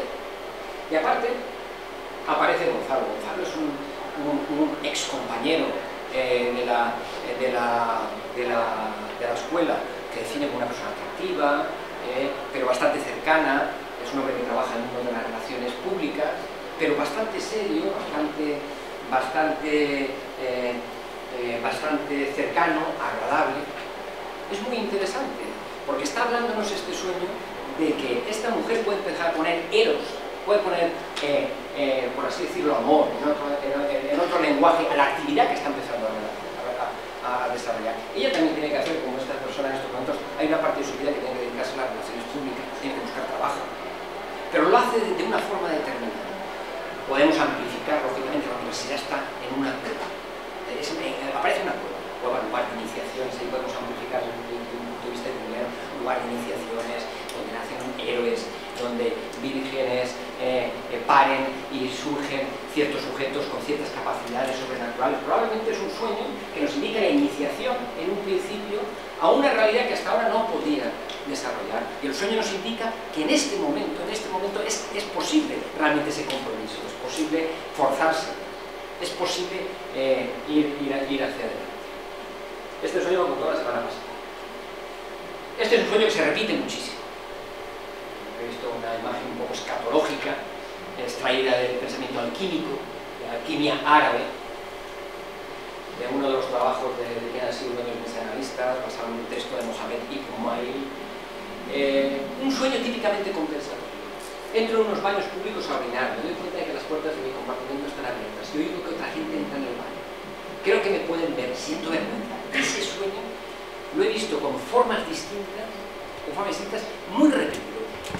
Y de alguna manera, aunque los sueños siempre es algo muy individual, es muy difícil globalizar, sí que ha habido un elemento común. En personas que están muy identificadas a lo que desde el punto de vista junguiano llamamos arquetipo de la persona, desde otro tipo de personas con falso self, que diría Winnicott, de personas muy identificadas con la imagen personal. Una importancia extrema hacia la forma, tener que continuamente aparentar, tener que continuamente dar la talla. Este caso es una mujer con una problemática muy rígida con respecto a esta, con un cuadro ansioso terrible, un cuadro que casi puedo decir que en un año ha remitido prácticamente los accesos de la angustia, pero seguimos trabajando ese aspecto. Es una mujer casi terriblemente rígida en ese aspecto, con una importancia terrible hacia la imagen que en un principio tiene que dar, siempre queriendo quedar bien. Lo inconsciente compensa. La pone en un lugar público a orinar delante de todo el mundo. De alguna manera el mensaje es claro. ¿Qué pasa con la espontaneidad? ¿Qué pasa claro que desde un punto de vista exagerado, no le recomiendo a la paciente que se ponga a orinar delante de todo el mundo para desarrollar su espontaneidad, pero sí que de alguna manera tenga presente eso. Es muy importante. Lo inconsciente es quien está proponiendo el tema que estamos trabajando, no lo estoy proponiendo. Ni siquiera la paciente está proponiendo el inconsciente. Podemos amplificar. En muchas tradiciones se empieza el trabajo justamente con los materiales de desecho. Es la materia prima, las miserias de uno, con lo que empezamos realmente a trabajar. Aquí tenemos un sueño sin final de la misma paciente. Un sueño sin final. Estoy con mi madre, Juan, Roberto y un tercer hombre que no conozco. Tengo que poner un óvulo vaginal que necesita de una cierta cantidad de esperma. Y Juan se presta voluntario para ello. Un sueño un poco particular, porque es verdad que tiene en estos momentos unos pequeños trastornos vaginales, nada importante, se pone estos óvulos. Un sueño, la madre, con estos sujetos, las asociaciones es muy dual. Roberto es una persona que fue amante suya, una persona que ha vivido pues, de forma muy abierta su sexualidad, pero un tanto, según descripciones de ella, mecánica, sin ningún tipo de compromiso. De alguna manera queriendo vivir la situación concretamente y punto, con un talante según ella de inmadurez, etc. La otra persona que aparece, el otro hombre que aparece, sin embargo, es un contraste, es una persona mucho más calmada, más cercana, más tierna, pero sin embargo quien se propone para poner en la pastilla curadora es justamente la persona mecánica, la persona que está viviendo la sexualidad de forma muy intensa pero sin ningún tipo de implicación.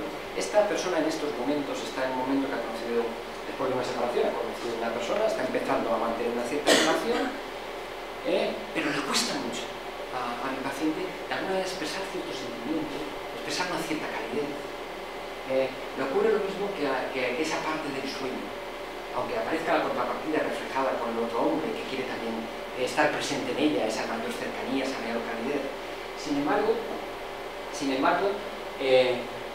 predomina el aspecto mecánico. De hecho, está empezando a mantener una relación, está medio enamorada, pero se va de viaje, conoce un tío y acaba teniendo relaciones sexuales con él de forma muy mecánica.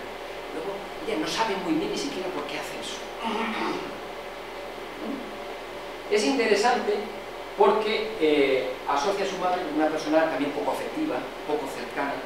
Yo recuerdo cuando planteé el sueño, vimos las diversas partes del sueño, y dije, ¿y qué te sugiere que en el óvulo, ese óvulo ovulativo, justamente quien pone el esperma es la persona mecánica, la persona que de alguna manera no quiere comprometerse, que quizá tenga miedo a comprometerse? No hice más interpretaciones. Hubo un taque, probablemente. Este fin de semana yo he tenido relaciones sexuales con este hombre conocido y las otras semanas con otro, porque realmente tengo mucho miedo. Ahí aparece algo del complejo materno. Algo del complejo materno que obtura. Yo ni siquiera interpreté eso. Es una asociación, se queda abierta para que la persona reflexione. Seguimos. Siguiente. Un sueño típicamente compensado, un hombre de 34 años. Tengo que llevar a cabo una misión. Esta consiste en el asesinato de una persona relevante. Aunque hay importantes medidas de seguridad, creo que podré llegar al recinto donde se encuentra. Me pongo en marcha. Esta persona del asesinato, que tiene que asesinar, la asocia con Abraham Lincoln. Y cuando yo le pido asociaciones acerca de Abraham Lincoln, dicen, es un tío estricto, moral, con unos ciertos dotes heroicos. Es que lo que le ocurre a mi paciente, una extrema moral, rigidez, una identificación con lo heroico.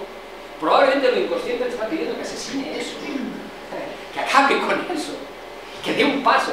Además es un sueño que muy similar tuvo Jung con el asesinato de Sigfrido, exactamente igual. Apareció un sueño donde Jung tiene que asesinar a Sigfrido, a su posición heroica frente a la vida, a su posición combativa, esa moral estricta que en un momento determinado aparece. Como les digo y como ven, es el sueño que me propone el tema de las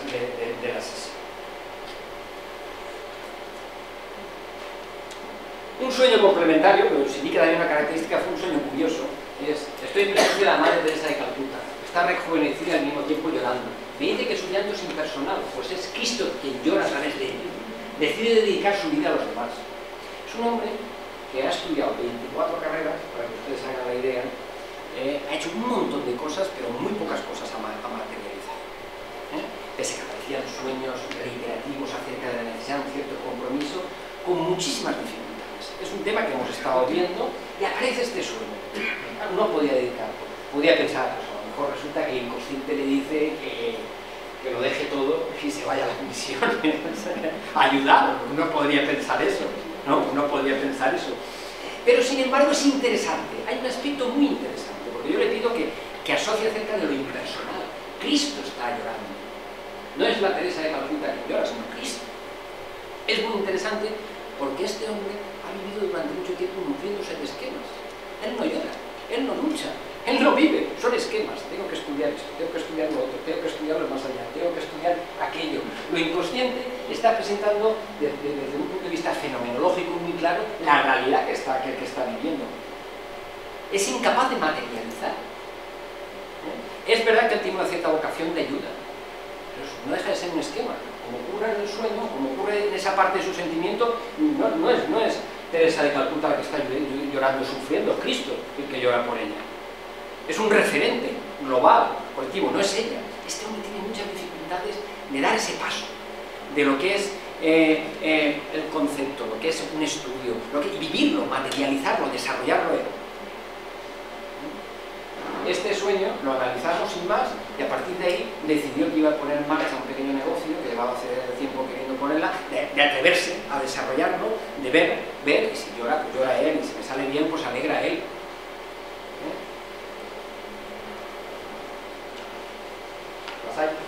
Ya está. Estoy en casa de mi padre y parece que Juana es su pareja. Me parece que esta mujer tiene algo diabólico. Hay un arquitecto que va a diseñar una reforma en casa de mi padre, pero no quiere entrar en ella porque capto lo diabólico. Es un sueño muy interesante porque también es un sueño complementario que nos indica una cierta faceta que estábamos trabajando desde hace un cierto tiempo. Esta mujer que vivió una situación depresiva aguda después de un divorcio, ideas de suicidio y una evolución cojonuda, pero sin embargo hay un aspecto. Desde el punto de vista de ya utilizamos el término sombra, utilizamos el término animus, pero no se trata en este momento de desarrollar todo el tema como de alguna manera las asociaciones con respecto a Juana, que es en estos momentos, es concretando, sin más referencia, es una persona muy extravertida que siempre quiere estar presente, que siempre quieres que juegue un papel importante. Y además hay una cierta conexión con su padre, aunque su padre no tiene que ver nada con Juana, pues su padre, según ella, pues las asociaciones tienen en estos momentos mucha necesidad de estar presente. A esta mujer, la soñante, realmente esa característica que está muy presente en ella, esta mujer es incapaz de contener, de equilibrar una situación extravertida que está viviendo, está descubriendo un mundo, después de muchos años de casada, en una situación bastante mala, ha vivido una situación amorosa, sale con gente, con grupos, es un desequilibrio total y absoluto entre lo que vive hacia afuera y la necesidad. Pues esta mujer tiene una carrera científica importante, tiene muchas cosas que puede desarrollar, un desequilibrio total.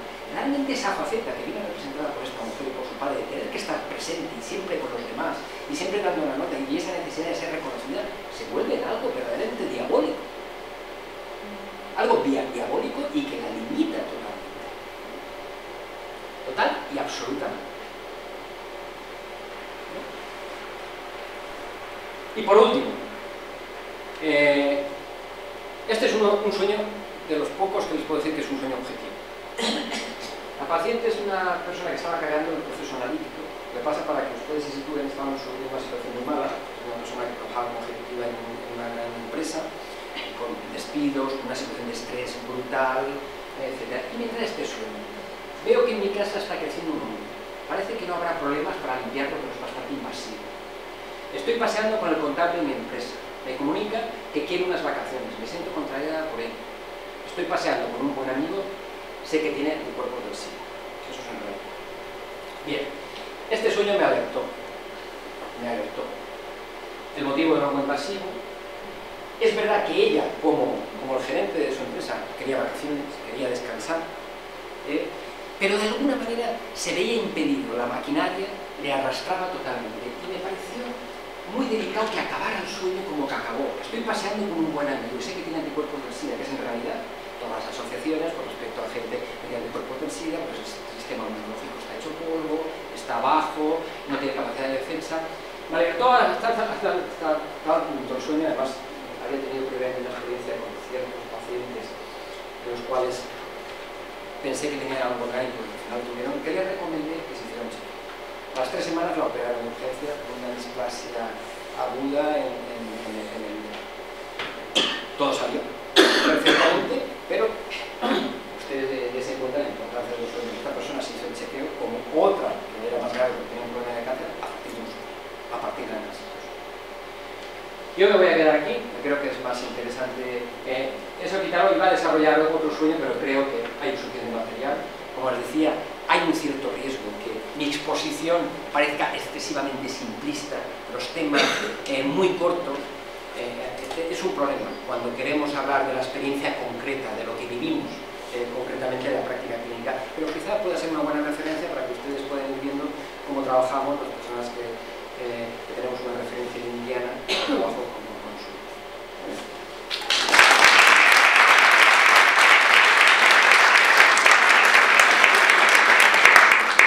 Muchas gracias, Javier. Esto es muy interesante y sorprendente algunas de las cosas, ¿no? Bueno, pues yo creo que pasamos al turno, no de preguntas, sino al turno de intervenir conjuntamente no solo lo que es todos nosotros como los miembros de la mesa. Entonces, creo que no tenemos micrófonos, pero bueno, creo que no tenemos micrófonos, pero creo que lo escuchamos. ¿Vale? Entonces, bueno, pues tengo la palabra.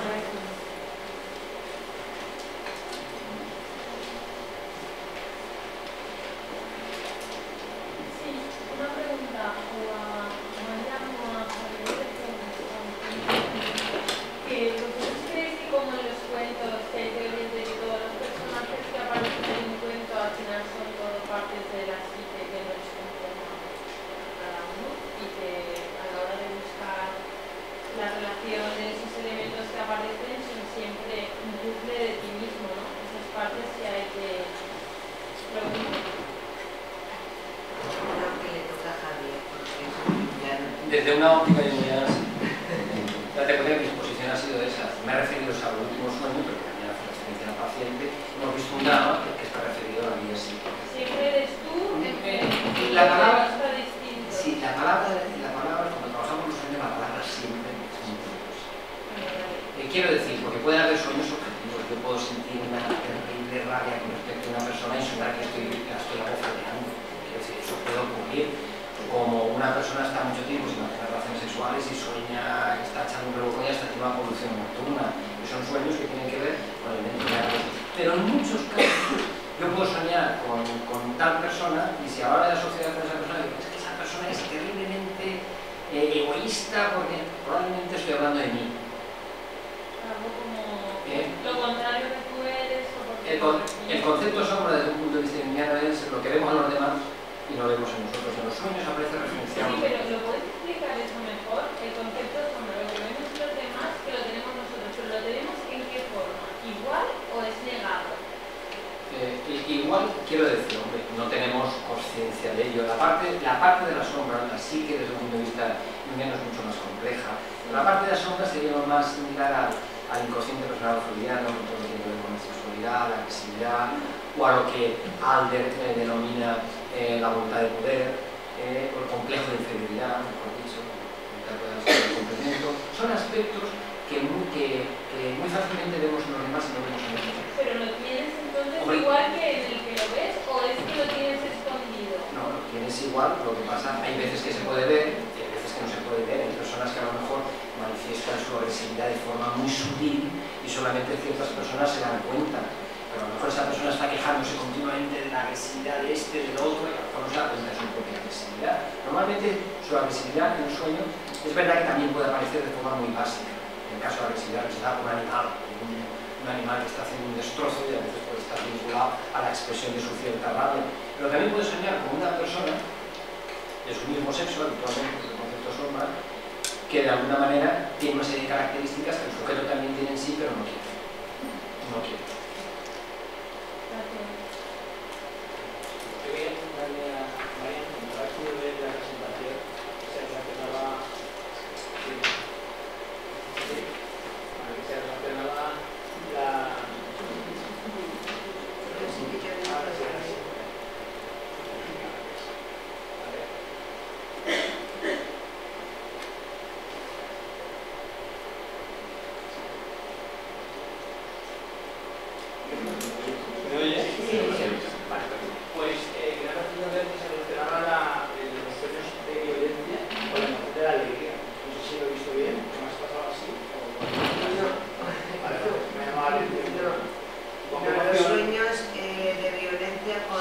emociones claramente negativas, ansiedad y miedo.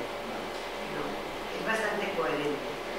Lo que sí que era como una forma compensatoria, que explicamos de Javier, era, por ejemplo, el diagnóstico de depresión con sueños cuyo tema es la fiesta, las celebraciones. Entonces sí que parece que los sueños vienen a compensar. Pero con los sueños de violencia la emoción era negativa, miedo y ansiedad. A mí me gustaría saber cómo se hacen las selecciones de los sueños. O sea, si cuando llega un paciente o cliente le preguntáis sobre qué es lo que ha soñado la última semana, si surge de forma espontánea, porque me ha llamado mucho la atención lo de que, bueno, lo que ha dicho... María, ya está. Vale. Sobre que salen sobre todo emociones negativas. Entonces, no sé si es porque a lo mejor hay un alto nivel de valoración para que te acuerdes de ese sueño, porque no te puedes acordar, o quería saber cómo se hace la selección de esos sueños.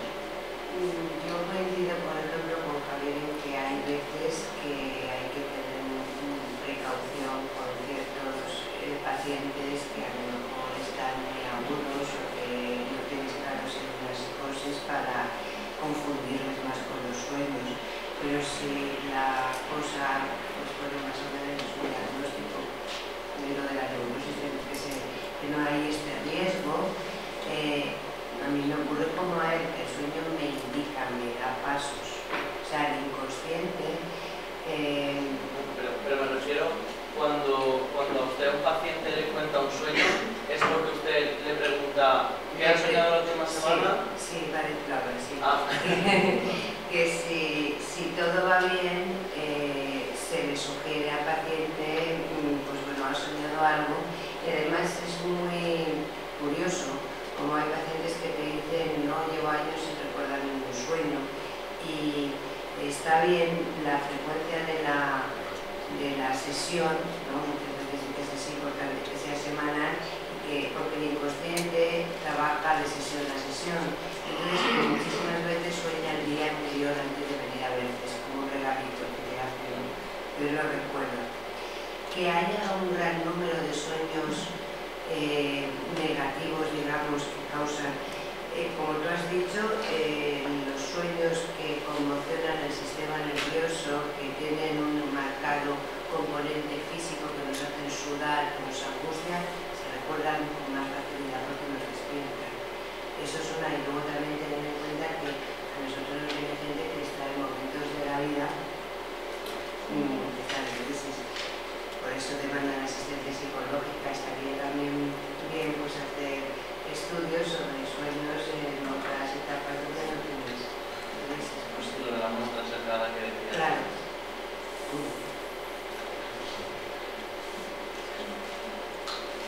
Más cuestiones, experiencias personales del sueño, que sean interesantes. Sí, una experiencia. Tenía unas cuantas dudas, a ver si me las podrían aclarar. Son varias.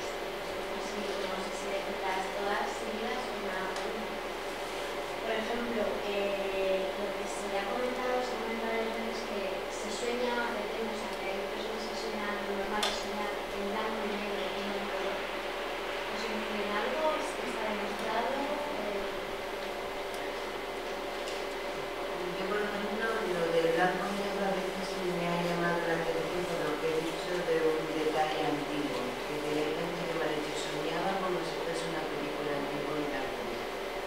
Les llama la atención. A veces que no te nombra lo del color. Pero no hay una media, por ejemplo, una media establecida de que la mayoría de la población sueñe lo normal, como media, pero en blanco y negro, y lo raro sea soñar en color. Yo creo que la gente no le llama la atención lo que lo dice. Y no sería algo... Para preguntar, sí, sería interesante. Sí que es verdad que a veces dicen, soñé y había un color muy vivo. O he soñado, si no lo dicen, pues a lo mejor es interesante preguntar. Yo te diría que desde mi punto de vista puede tener dos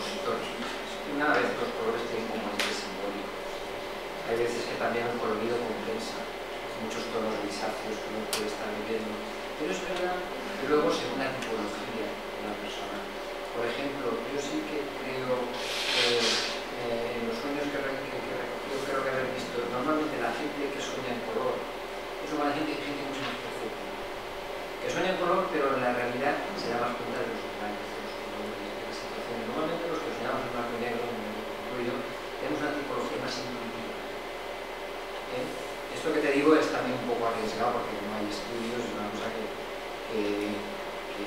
estoy ni siquiera creo que lo he pensado antes, estoy contando en base un poco a lo que puede ser mi experiencia, pero es verdad que dependiendo de la tipología, lo mismo ocurre en la vida real. Hay personas que entran en un sitio y luego te pueden describir los colores, la luz, hay personas que entran y se acuerdan de que estaba fulanito o que había no sé qué cosa, o un clima determinado, o una situación opresiva y no el cuadro, este y otro.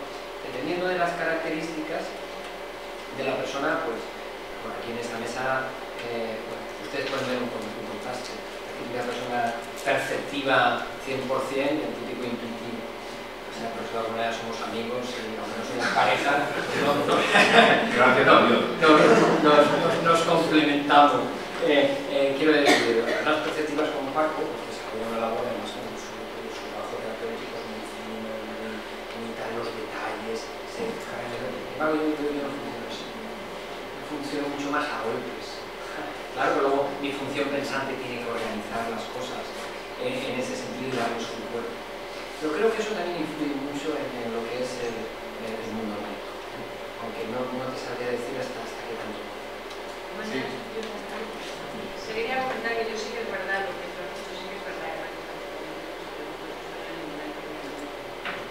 Y normalmente las personas que suelen en color tienen más capacidad de explicación. Normal que si quieres tener una visualización, si suena en color, si sueña en colores, si suena en blanco y negro.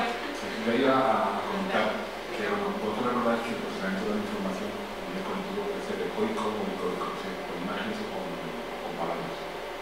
En general, la experiencia mía, que a lo mejor para ella lo que hace un estudio, que yo creo que las personas que piensan más con palabras, el procesamiento es más ecoico porque ven unas imágenes o ven unas imágenes, mientras que los que son más ecoicos sueñan más en color. Que es lo mismo que pasa cuando piensas una técnica de imaginación. La gente imagina en blanco o negro o imagina en color. Pero bueno, eso sería una buena idea de todo esto. O recoger información de todos nosotros. Tenías más dudas, ¿no? Sí. Me vas a dar faena. Es que preguntarle más un diálogo a... No sé si interesa. Una pregunta sería si realmente una persona se puede proponer a sí misma o mediante a sí misma, no por ejemplo, a mí misma, proponerme soñar con algo y realmente soñar con eso. O de los que dice que sí. A mí personalmente yo lo he hecho. No sé si es posibilidad. Creo que no eres la única. Efectivamente, eso es beneficioso en algunos sentidos, se puede utilizar como una técnica para determinadas necesidades, por ejemplo. Un sueño positivo, reparador, o algo que es como para resolver problemas, conflictos, como programar un determinado sueño. Yo la visión que tengo de eso es muy buena. Yo te diré por sí. Podemos hablar de dos aspectos, lo que sería el mundo lírico, luego lo que es el trabajo de reflexión. En este video se habla de reflexión. Pero una cosa es que tú utilices la imaginación para recibir información, para relacionarte con ciertos elementos que ocurren en el inconsciente, para que eso se pueda convertir en un estímulo para que tú crees o para que pueda haber una cierta guía. Y otra cosa es que tú te colorees un sueño en base a la fantasía, en base a que tienes ciertos deseos o quieres orientarte con respecto a eso. Quiero decir, por un lado, yo creo que es muy importante que los sueños sean espontáneos, tener una información espontánea. No se hablaba de la psicología y de lo otro. El trabajo con la imaginación es un trabajo en un punto fronterizo. En este caso, el último junguiano que trabajó muchísimo es Barbara Hanna, que tiene un programa sobre imaginación activa. Este sendero es utilizar la imaginación, pero como forma de recibir información. Hay ciertos sueños que te han podido impactar, que no has visto nada claros, y tú puedes luego con la imaginación centrarte en esa imagen, intentar relacionarte con esa imagen y ver cómo se mueve eso, a dónde te llega. Pero eso es distinto de de lo que sería entrar en un sueño un poco para manipularlo, entre comillas, para condicionarlo, para que nos lleve a un sitio, como ocurre con la hipnosis. Tú hipnotizas a una persona o la sometes a un estado de relajación profunda y lo llevas a una playa conformuda para que no te sol y estés perfectamente. Eso puede ser útil, claro, lógicamente, como que lo hagamos con la hipnosis, vimos la gran utilidad de ese tipo de técnicas. Pero yo creo que la relación con el inconsciente, la espontaneidad es muy importante, desde mi punto de vista.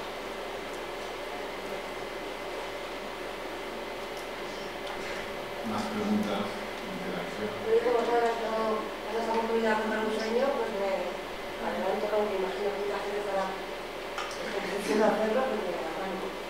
Mira, yo no me tengo una operación, pero a veces sin importancia, pero ahora que ha fallecido como hacía 3 o 4 años, y fue muy curioso porque soñé que estaba en una fiesta, hablando con mucha gente, muy divertida, muy animada, y de repente por una puerta un poco alejada, y pasaba mi suegro. Yo me era consciente que mi suegro había fallecido. Entonces, claro, me quedé como muy impresionada de lo que estaba haciendo, y seguí corriendo hacia la puerta a encontrarme con mi suegro, pero había ir por la puerta, me desgané y me caí al suelo. Entonces, el día había pasado de largo, volvió, no me dijo nada, se me dio alto y se me fue a marchar. Mi educación después, pues como que me estaba protegiendo en esos momentos previos a la intervención. Pero bueno, eso insisto, es una relación personal, pero sí que tengo un poco más de seguridad para enfrentarme. Soy un efecto terapéutico, vaya, la relación de como que no me protegía y la estuviera. Claro, lo que pasa es que hacer interpretaciones sobre sueños fuera del marco terapéutico es muy difícil. Porque ahí tenemos que asociar la relación con tu suegro, cómo vivió tu situación, de qué murió, en el momento concreto que tú tuviste este sueño, y probablemente estaría relacionado con lo que estaba pasando. Puedo decirte que si de entrada eso te sirvió y la interpretación que tú tuviste te parece, pues estupendo. Yo creo que en países también la educación es muy subjetiva, ¿no? Si no puede haber un límite muy negativo, o todo lo contrario, puede ser que tenga un poco... De todas formas, yo creo que es muy importante utilizar o tener presente esa noción de interpretación abierta. Lo que pasa es que eso no es muy que sí que haya ciertas reglas. Por lo menos desde un punto de vista junguiano hay reglas muy importantes para interpretar, importantes acerca de los contenidos, de cómo relacionarse con ese mundo que aparece. Pero claro, lógicamente la devolución es una devolución que necesariamente tiene que tener un punto de apertura. Sí, ¿cómo recomiendas la lectura del libro que acabas de escribir, que va de los sueños? Si yo me acerco a leer tu libro... Pues verás que un sueño puede ser interpretado de varias formas. Que yo creo que lo más interesante es el enfoque con el cual yo tengo mayor sintonía, pero es necesario estar abiertas a otra cosa. En definitiva, quien va a hacer el clic es el paciente, porque quien va a asociar es el paciente, o quien le va a sugerir cosas es el paciente. Yo personalmente creo que es un error decir muy unidireccional. Es verdad que puede haber ciertos sueños que alerten de forma considerable o que aparezcan motivos muy concretos que ya están siendo analizados durante cierto tiempo y aparecen. Entonces, quizá pueda haber una interpretación correcta, pero si el paciente no conecta con ello, cuando el sueño les he contado de la sombra diabólica, de esa mujer extravertida que necesita siempre estar presente con los otros demás, que en estos momentos es un problema muy importante de la sombra, aparte de lo que sea o no, de la persona, de la imagen o de la persona real con la cual sueña. Yo eso lo analizo, pero eso tiene que hacer clic. Cuando yo empiezo a analizar eso y la verdad es que sí, es que es así, es así, sí, es lo que estoy viviendo. Vemos que eso en estos momentos tiene una especial importancia, pero si el paciente dice, pues no lo veo, pues no lo entiendo, no fuerza, y por muy convencido que no sé que las cosas van por ahí, o que eso se relaciona con esto otro, ahí se ve. Incluso, yo hay veces que abro la interpretación. Quiero decir, mira, está esto y esto parece muy paradójico, ¿qué te resuena de las dos cosas? Y te podría sorprender, pero que normalmente las personas se agarran a un punto.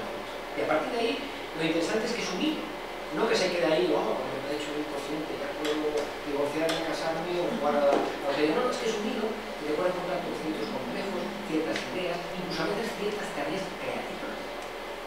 Hasta ciertas tareas creativas. Yo, ahora, para mí fue sugerente, cuando yo me planteé retomar ciertos cursos en Zurich, después de haber estado un tiempo en Francia y haber pasado por ciertos institutos analíticos, ya con bastantes años yo me planteo volver a Zurich. Yo retomé un análisis en Zurich, un analista clásico, con mucho prestigio, pero en su momento poco a poco me fueron proponiendo de integrar una especie de reciclajes que hacen allí costosísimos. Por un lado era un privilegio, porque es el primer español que estaba en ese tipo de cursos. No estoy hablando del Instituto de Mundo, estoy hablando del Instituto de Psicología Profunda con la Facultad de Humanidades y me parecía muy estimulante. Es un poco caro, costoso.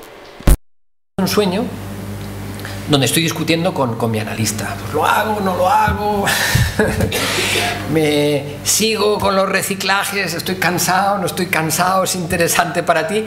Y de golpe, de repente, esa escena cambia y yo he ido de caza a cazar una serpiente. Una serpiente, además una serpiente blanca. Muy clara. Y luego la serpiente está en una cama. Yo estoy con mi familia y esta serpiente. Yo me doy cuenta que la serpiente no está muerta, está viva. Y luego se desliza por la cama. Imaginaros los freudianos ahí el contenido fálico que podrían ver por todos lados y podrían amplificar. Pero para mí fue un estímulo para decir sí, voy a hacer por lo menos coyunturalmente o puntualmente un reciclaje en Zúrich. ¿Por qué? Porque yo no tengo ninguna asociación con las serpientes. A mí las serpientes no me gustan, tampoco les tengo miedo, tampoco tengo ninguna mascota que sea una serpiente. Ahora de vez en cuando veo el programa ese de Frank de la jungla porque a mi hijo le gusta, pero ni siquiera lo veía, que siempre está jugando con serpientes. No tengo ninguna tal, y aparece la serpiente. Claro, la serpiente en muchas tradiciones es algo que es... ¿Cómo? El conocimiento de lo oculto. Es lo otro, ha sido también considerado como lo diabólico, pero es lo que permite salir de la tontería inicial del paraíso, donde estaban todos ahí en pelotas y no sabían de nada, empiezan ahí a conocer, a investigar, a tal. Daros cuenta la importancia de como símbolo de renovación. Ya en la epopeya de Gilgamesh es la serpiente la que roba la que roba el elixir. Por eso en determinadas tradiciones la serpiente no moría, porque se renovaba. En los templos de Esculapio, donde iban los soñantes a que Esculapio les enviara un sueño para así poder curar sus molestias, tenían una sala exclusivamente llena de serpientes. En Epidauro, eso se podía ver, serpientes eran el símbolo del dios, el símbolo de la renovación. A no haber asociaciones personales, y pensando en toda la posibilidad de que la serpiente en mi psique estuviera indicándome la posibilidad de renovación, pues empecé a hacer ese reciclaje. Quiero decir, cómo eso estimuló ciertos elementos en mí. Claro, probablemente un freudiano diría, no, eso digo en sentido ortodoxo, no así, la serpiente, el falo, etc. ¿Quién había en el grupo? ¿Quién había en el grupo? Muy bien. ¿Alguna pregunta más? Los sueños recurrentes, o sea, no hay ningún manual de sueños recurrentes aquí donde siempre se dice, si sueñas con un toro y te persiguen los objetos, miserias, los dientes, no sé cuántos, ¿sabes? Hay que tener en cuenta al soñante. Entonces, las características generales ignoran al sujeto que sueña. Es importante lo que asocia la persona que ha soñado. Para mí un toro puede significar los cuernos y la infidelidad, y para ti que te va a embestir. ¿Sabes? Cada imagen o cada elemento del sueño según la persona que lo sueña, y esto, bueno, puede ser diferente. Muy bien, pues muchas gracias. Yo creo que, como veis, el tema de los sueños es un tema bastante interesante para debatir constantemente, no a lo largo de esta sesión, sino a lo largo del tiempo, de los meses, de los años y de la historia, ¿no? Y comentar que mientras que estamos hablando me venían dos cuestiones a la cabeza de la importancia de los sueños. Uno es la obra de Pedro Calderón de la Barca, de La vida es un sueño, que se estrenó en el 1635, y luego sobre todo la canción de Luis Eduardo Aute, ¿no?, sobre cine, los sueños, o algo así. Muy bien, gracias por estar aquí y hasta la próxima.